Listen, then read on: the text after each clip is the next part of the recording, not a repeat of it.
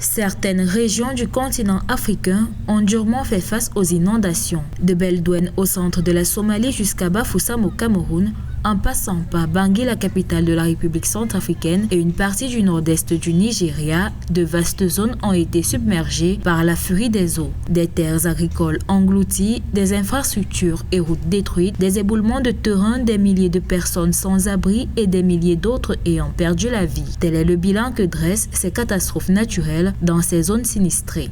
Il faut qu'il y ait l'application des lois et règlements autour des occupations du sol. Il y a aussi de la sensibilisation à faire au niveau des citoyens par rapport à des actes et des gestes, je dirais, civiques. Aujourd'hui, il est grand temps que, d'un point de vue volontaire, les gens puissent quand même s'intéresser à la préservation de nos espaces naturels. Depuis mi-septembre 2019, des pluies diluviennes ont déplacé des dizaines de personnes dans la région de l'extrême ouest du Ghana. En Tunisie, les pluies torrentielles ont paralysé le 28 octobre toutes les voies d'accès de la capitale Tunis. En République centrafricaine, la crue des eaux a poussé le gouvernement à déclarer une urgence nationale. Lorsque les gens sont sinistrés, le rôle numéro 1, il revient à l'État, puisqu'il s'agit souvent de déplacer les personnes. Et puis, le déplacement doit s'accompagner d'indemnisation des personnes. Selon les experts, les torrents de pluie de cette période de l'année sont révélateurs des effets du changement climatique.